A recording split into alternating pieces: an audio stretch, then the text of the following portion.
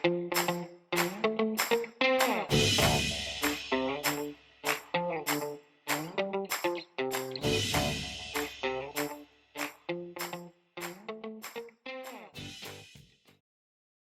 right, guys, welcome back to the Live Loud Life podcast. My name is Dr. Antonio Goulet, your host, and today we have Dylan Miraglia on the show with us. I asked multiple times to make sure I got the name right. I'm going to let Dylan introduce himself, talk a little bit about who he is, what he does, so on and so forth, and then we're going to get into some valuable content for you guys, okay? Awesome. Thanks for having me here. So I'm Dylan. I lived in Colorado for about 3 years now and loving every single year out here. As soon as I came out here, I started running more, and that's when my passion for obstacle course racing started. So I became an athlete and trying to pursue that sort of career. I've been training people along the way for 10 plus years, and now what's new is into firefighting. So I'm currently going through a firefighting academy and working at the volunteer agency pretty much a few doors down from me. So we're currently up here in the Mustache Dojo, which was established, it's 2021 now, established in 2019. But he's got a sweet gym here, so it was pretty cool because I got to see the gym. We connected through Instagram, just, looking for local trainers in the Boulder County area. And obviously, I love what he does. He's he does follow. What's your handle on Instagram again? Dylan Miraglia. Dylan Miraglia. Just as it is, and we'll put that in the show notes too, so you don't have to try to figure out how to spell it. But like when you see his Facebook or his Instagram page, you'll see like all the crazy cool stuff he does. Crazy strong. And you have is your brother your twin? Yep, okay. Identical twin brother. So we're always super competitive. So there's something he's doing, I have to try to do it better or faster. Yeah, it's crazy because I mean it looked like identical twin, but I had to make sure because some brothers just being a year apart, it might be, and it's like a split image, but it's really cool just seeing all the cool races that they've done and just how freakishly crazy strong these guys are too. Was it your brother who did the 5-minute mile and the 500-pound deadlift? Yeah, so I called him one day because I wanted to do the same thing. Like, hey, Mike, like I want to do the 5 and 5 all under the same clock. And he's like, I already did that. It's like, no. I want to do the 5 and 5 like under the same clock. Like you lift 500 pounds, run the mile, and it has to be under 5 minutes. It's like, oh, that's cool. And we'll start training for it. And unfortunately, I got called out to 2 wildland deployments. So I lost 4 weeks of training and then came back, and he was already fit to do it. So he went out and got it, and he had an incredible time, like 4:48 or something like that. Damn, that is insane. So are you planning on doing it this year? Well, he already did it. So the only way I could even outdo him or do something better was I'd have to do a squat and then run. So right now I'm actually trying to build up my squat weight so I could do the 500-pound squat into the mile. Oh, damn, man, that's crazy. That's so what would it, so you basically, you warm up and then clock starts, you do your 1 rep and then you just as soon as you touch the bar, clock starts. Yeah. Okay. Do 1 rep and run. Dang, that's super simple. Super simple, guys. No worries about it. So and so the wire, you got called out to the wildfires for Colorado. Yeah, I got called out to the Pine Gulch fire in Colorado and also the the Cameron Peak fire. Obviously, so for those of you who don't know, like Colorado had some nasty fires this past year on top of, it was like basically apocalyptic 2020, had the fires and everything else going on. What was it like? We only see from a surface level, but what's it actually like from, I guess the question is from like a capacity and strength standpoint, like being out there in the field of like actually doing that stuff? So when I first got the call, and they give you a pager, and if your pager goes off, you have to get to the station within like 2 hours. So it's super old school. They give you a pager. I'm like, they definitely got this repossessed from like a drug dealer or something. But you get the page and they go out. It's like, oh, cool. I'm going to go on the Cameron Peak fire, which it was the #1 in Colorado at the time. And you get out there and you're like, usually it's a lot of work and you're working 16-hour days. But for me, like, I was getting untrained. Oh, yeah. It's like the amount of work that you were doing there is like, I had this other goal where I wanted to deadlift and run, and I was just getting weaker and slower. Yeah. But to be there, it was like a surreal experience. You get to go places where normal people just don't get to go, and you see abnormal, insane fire behavior. So on that part, it was cool. Yeah. Like crazy learning experience too, coming from obviously you being newer and going through the volunteer. So every day was a training day. Every day was learning something new and seeing something you haven't seen before. And to see like a pyrocumulus cloud go up right in front of you and see how large they actually get is like, it's just unreal. So the whole experience was awesome. But in terms of a strength term for athletes in general or people who are super fit, like you go out there and you're like, you get a little untrained. Yeah. But you're hiking mountains a lot, or are you just being drove around mostly? I mean, you're hiking a lot and you're being driven around, but still, it's nowhere. It's just different. Same capacity as what I was doing beforehand. So what I wanted to chat with you about today and share a little bit more with you guys is more of the OCR and obstacle course racing and different things like that, which is, which seems to be your jam. The fun stuff. How many races have you competed in? What's that been like as far as like your career going through those? What are the different, and also share a little bit about the different ones, because like I've only done a handful, but they're building, as we discussed earlier. There's a couple different people that are putting on the races. What are some of your favorites? What are the ones have you done? How many comps have you done? I started in 2015 doing Spartan races, maybe 2014, and that's kind of when it when did they start? Was it like 2013-ish? 2014, it was definitely picking up. Like you had people more serious about it because there was just bigger athletes doing it at the time, and that's when it started to build. Yeah. Because I know Hunter was around in 2014, and that's when there were a few other big names racing then. But when I first started, it was Spartan races, and I didn't know any better. And they had the Stadium Series races, which were only like 3 miles, and that's what I'm suited to. If it's a shorter distance race, I can probably be a little bit more competitive versus these supers or ultras or beasts. I don't have the lung capacity for that. Half marathons. No, thank you. But yeah, I started off in the Spartan race series and I was doing pretty well. I came top 10 for like 2 years in a row. And from there, I was looking at other races that there was going on. And that's when Tough Mudder sparked up this crazy mile insanity idea where it was a 1 mile race with 10 obstacles and 10 CrossFit style lifting stations. And I'm like, oh, this is like perfect for me because I could run not as fast as all the runners, but I could run pretty fast and I could lift. So yeah, knock out the heavier stuff. But it's funny, like they advertised this event as, oh, this is a 1 mile race. So you go on their website, you see, oh, they have a 24-hour race, an 8-hour race. They do like a 10-mile race, and then they have this 1 mile race. So if you're just the average Joe on their website, you're like, oh yeah, I'll just sign up for this 1 mile race. It's super easy. And this was like the hardest race like they ever put on because you're just bleeding lungs the entire time. Did a lot of people fall out from that, or did most people just crawl the first away? event that you obviously see people that aren't runners are showing up to this event thinking, oh, this is a 1 mile easy event, and they're getting time capped out of the first lifting station because they're making you lift heavy weights, and people didn't understand this. But that was probably by far one of my favorite races, just because 1 mile race, super fast, and you get to run it more than once in a day. Yeah. Because if you go into the championships, you're racing 3 times. Oh, so it's like so it's not just there's a bracket. Yeah. So it's you're going, then you go to the semifinals, and then you go to the finals. So how many times did you end up running it? 3 times was the championship race. Did your time maintain, or did you end up So they switched the course slightly. Like the second time they made maybe the bag heavier, and then the third time they made you do different reps, or like they switched up the movements where you weren't going to have the same time. Yeah, gotcha. It might take a little bit longer. Interesting. That's cool. I did not know they had that one. That's pretty fun. So I've done the, you guys can hear that garage or the garbage truck in the background picking up something. Or is that the heater? That might be the heater. Oh, that might be the heater. The newest addition to the dojo. The dojo, yeah. I avoid working out in our gym. Our garage has some like gaps around the edge, so it just gets like too cold. So I got my little kettlebell corner in the living room to keep them warm. So that's good because coming in here in the cold is not hard. Lifting the kettlebells, barbells, it's just not fun. Yeah, it's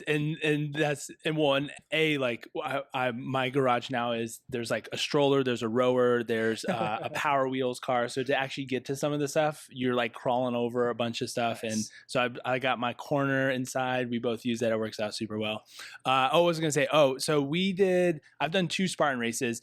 They were fun, but it was almost too many people where it was just like bottlenecked for a lot of the events, which wasn't bad. It was fun seeing a lot of people there, but man, they were long. Both of ours were the half marathon one. So so you did like the super, the sprint, or beast. Yeah, so it's like Squaw Valley, and I can't remember the other one, but Squaw Valley in Tahoe was super fun. But it literally was just like 13-mile hike, and then every mile was like an event, which was pretty cool. But by the end of it, you're just like, man, I'm ready. I'm done. That's the thing. If you're like a somewhat runner and you want to do a Spartan race, like sign up for an elite heat or sign up for the competitive heat, because then there's gonna be that less bottlenecking and people just going there to walk and do the course in itself. Yeah, it Like, was. that's the hugest thing. That was by far that was the only frustrating part about it, which was cool though. So what so I am not an endurance athlete, but you work with endurance athletes. Would you consider yourself like an endurance athlete doing some of those? No.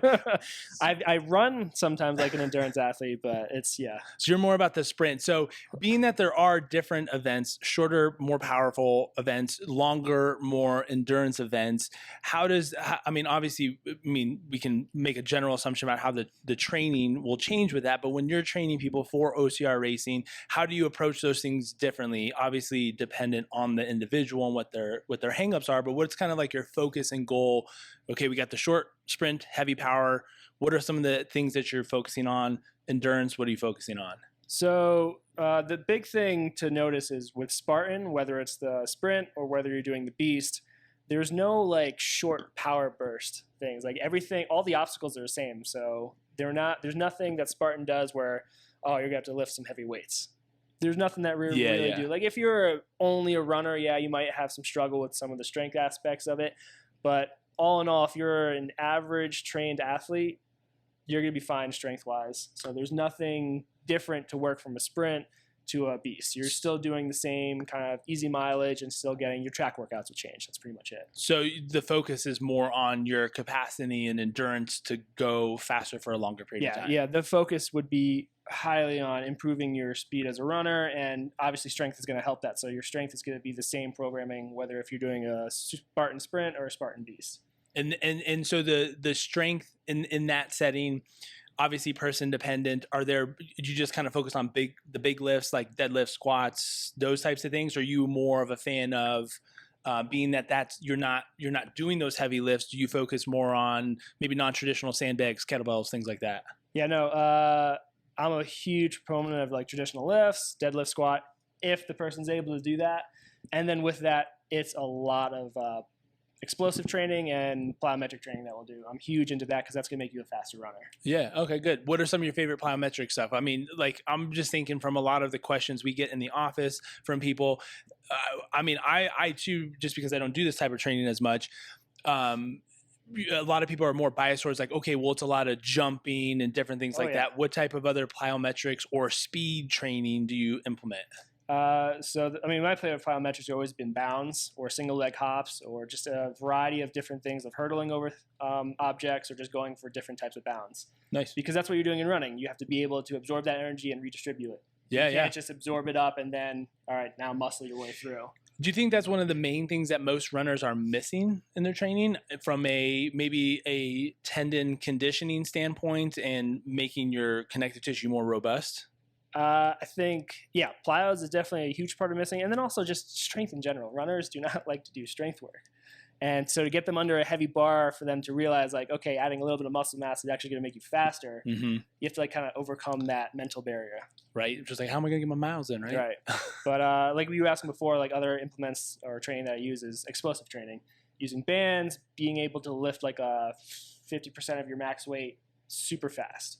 Okay. Yeah. What would be an example? Is it, so 50% obviously being light, super light. Are you doing like what would be an example of a sets and rep scenario that people would be doing where they're doing 50% fast? Is it like, hey, I want you doing 10 reps just as fast as you can, or how would you structure that? So one of my favorite movements that I've just been doing with a lot of my athletes lately is I get them on the belt squat machine. Rogue makes a great belt squat machine. Oh, yeah. But I've extended the platform so they could actually do reverse lunges off of it. So with the extended platform now, I have the bands on the machine as well. So at the bottom, when you're going down to that lunge, you have 50% of your weight. But when you get to the top, now you have 60, 65% of the weight just because of that band resistance. Yep. So I just have them go as fast as they can down and shoot up almost like they want to jump off the machine. Oh, that's cool. They'll do like 5 reps each leg, and that's just for that explosive dynamic strength. It's funny because I'm a huge fan of those. So when you're thinking bands, for those of you who are listening, it's not like your thin TheraBands that you get from like PT or rehab or something like that. These are thick ass bands, and like if you Google or you look on Amazon, like assistance bands, which people use for like helping them get up for pull-ups and things like that. But they're super thick, and I think they're probably one of the most beneficial pieces of equipment. A, super versatile. B, they're crazy cheap. Super cheap. And the fact that the resistance actually increases as you stretch it more is just really dynamic. Because so yeah, it's following your strength curve. Wherever you're weakest, the band's going to take off pressure and not add any weight, and where you're strongest, the band's going to give you that extra little bit of weight. And the bands come in all different sizes. Like you can have bands that are 20 pounds at the top all the way up to 150 pounds at the top. Yeah, that's cool, man. I know myself too. It's one of those things, like I don't do enough band work because they're super easy, but I like adding them in bits and pieces here and there. Like, oh, I'm just going to add a band with my rows or something like that, just to add a little dynamic. But as you can tell, these chicken legs here, I don't do enough plyometrics. Okay, cool. So we got more of the endurance standpoint set up. It's going to be a lot more plyometrics, working on getting a little faster if you're running, not as much on a strength curve. For those shorter runs, for those who want to sign up for the shorter run and be a little bit more powerful, how does that differ? Is that going to be mostly focusing on your big lifts, not getting up to 500 pounds maybe, but I mean, so all the OCR races out there, you don't need a huge set of strength. So everything that I just said, like those explosive lifts and everything, you're still going to be doing in your shorter course races. I might have more maximal effort days where they're actually lifting to like their 1 rep, 3 rep max, trying to work on those. Endurance runners will still hit that, but maybe once every other week, once a week. Whether if you're hitting those shorter races, I might have you max once, twice a week. Okay, so a good fair amount. Fair amount. What are most of your athletes? How many days a week are they working out? Or training? It's hard because, you know, like everyone has a different financial system. True. So sometimes I see really good athletes, but I only get to see them once a week because they just don't have that availability with their finances. And then I see other athletes 3 times a week, and then I'm working with people just in different states, so I just write them up programs. Yeah. And that seems to be the most cost-effective way, and I'll give them like 5 workouts for the week. Oh yeah, that's huge. I mean, we have a couple clients, patients that then transition. They're like, hey, I want to get into something. I don't have anything set up. We'll do something very similar. I don't have as many clients, but it's a nice option for those out there. And there's a ton of coaches. And now, like kind of post-COVID, a lot of people are still working out at home, but they want the knowledge. They just need someone to help implement it with the right. Right, and that's why I tell new people to personal training. Like I just try to get people like, hey, like spend like as much as you can up front right away, so you get like maybe 3 sessions in, and then after the month you could just go down to 1 session a week, and then after that you don't really need us. You just want us the most you can for that when you don't know what's going on. For sure, yeah. The guidance at the front, just like with anything, right? Yeah. The guidance at the front is worth all of the money you'll spend, because then you'll know what you're doing, rather than like, okay, well, I'll just do it here and I'll come back in a couple months and check in on how things are. Just get it over with in the front. And then you won't have to pay it again. Yeah. You'll learn something. Now, so with that, the plyometrics, not as much power, but I'm biasly looking at this. When you're looking at the top people who are doing these, most of these people are strong as hell, right? Oh, yeah. Top 10 podium finishes for you multiple times. Hunter, you were mentioning, dude's crazy strong and just a big dude. I mean, I'm sure a lot of that comes into play as far as hard work, genetics, and different things like that. But for those that do want to be on that top level, what's kind of the focus that you take to be able to get to podium level as far as your training? Is it you just knowing your own body and knowing what the holes are and the gaps that you need to focus on, or do you take it a different approach? I mean, you really have to find out where the person's weakness, because if you find a runner that's been running since high school on track teams and whatever, probably just need to work on some strength with them. You're good on that end. Yeah, exactly. So you really have to find out who you're talking to. Most people focus a lot on the strength because running's the boring part. So it's, can you build up your aerobic conditioning enough where you have this huge, vast foundation, and then you can actually put it to work? I want to piggyback off on that, or actually go diverge into that direction. So aerobic capacity, what's kind of like, let's say for instance, you're taking, and we can have like a couple different scenarios, but let's say not necessarily couch potato.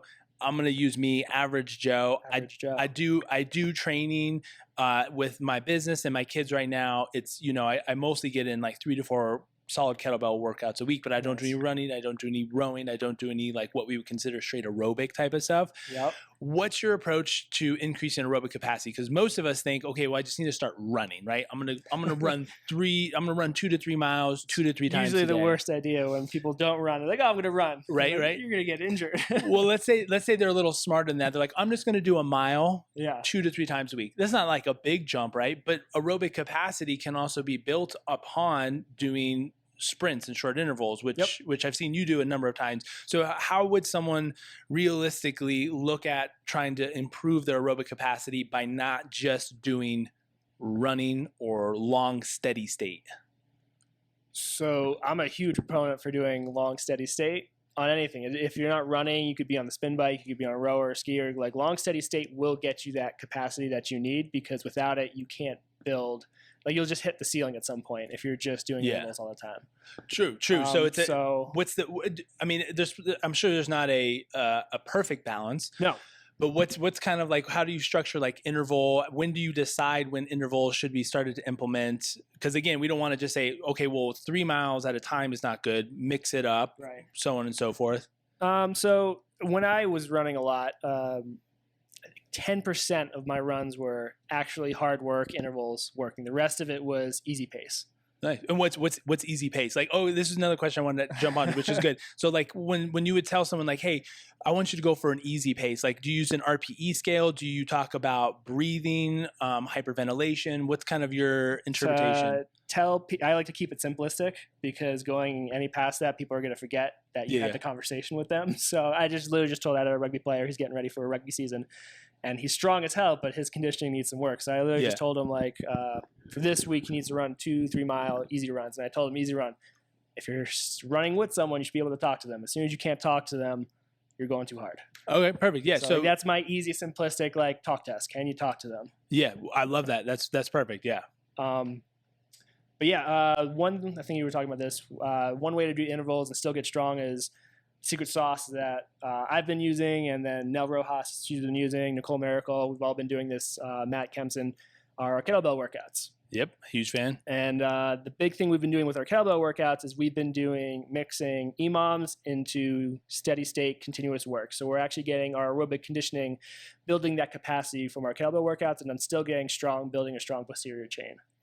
Okay. So what we've been doing is, like, I call it an armor complex. We've been doing an armor complex we'll build up to at most like 20 minutes. And during this 20 minutes, you're not putting the bell down. You're constantly, the armor complex is 5 cleans, 3 squats, 1 press, and you just keep switching your hands. Oh, nice. So you're doing a single bell, just back and forth, Dude, 20 minutes straight. Those are my jams, man. I love those, just alternate back and forth and just try to go.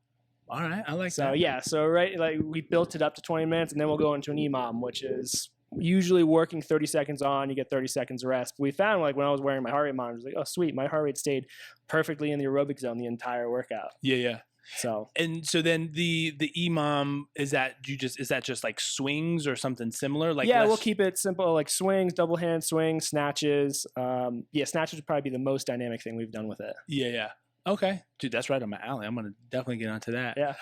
my go-to is, again, like, it's like, okay, I got 20 minutes, right? And it'll usually be like, it'll be at this point in time, it's either swings or snatches, because it's just the easiest. Right. I don't have to think about it. I saw one of your workouts and I did it. It was like the clean and press, double-handed clean and press. Was that recently? No, it's probably a while ago. It was 5 clean and presses, and you take a little bit of rest and keep going. Yeah, and just 20 minutes. Just try to go. Sweet, this is nice. That's yeah. I mean, I try to keep it simple too, but that's perfect, because I think the thing is most people, for the interval, because that if they saw that, they would be like, oh, this is interval training, and their first intention is probably like, how fast can I go, or how hard can I go? But the intention behind it is much different. Totally different. It's more about how, I guess, what's kind of your thought or mindset going into it? It's more about control and how long I can go, rather than how fast and hard. Yep. Yeah, every time I'm swinging that bell, not putting it down, I'm focusing on my breathing. Like, can I count my breaths and then keep continuing to go? And the fact is, like, I want to build some strength, and I don't feel like running today, so I'm going to do this instead. So it's just another way to get your aerobic capacity in. For those of you who don't like running, this is perfect. Still run, but yeah, it's another way. Well, I think what's really interesting too is, I mean, I was having some conversations with people. This was a while ago, nothing like more recently, but just talking about how primal walking and running is. So this is as in a sidebar, right? Dr. Ryan DeBell with Movement Fix, one of his questions or conversations we talked about was, what is the thing that burns the most calories that humans have been doing forever, right? Yeah. Walking. Interesting. Right? But if you think about it, right, like we hunter-gatherer type of, not using like this kind of buzzword term, right, but it's just like you walk for long periods of distance. That long steady state is, and this is not like the example of like burning calories for losing weight, right, but it's just showing a primal activity that we've done forever. Most people don't walk enough. This is like the opposite side of the spectrum from what we've been talking about. We've been talking about more about performance and athletes, so this is not really applicable to that.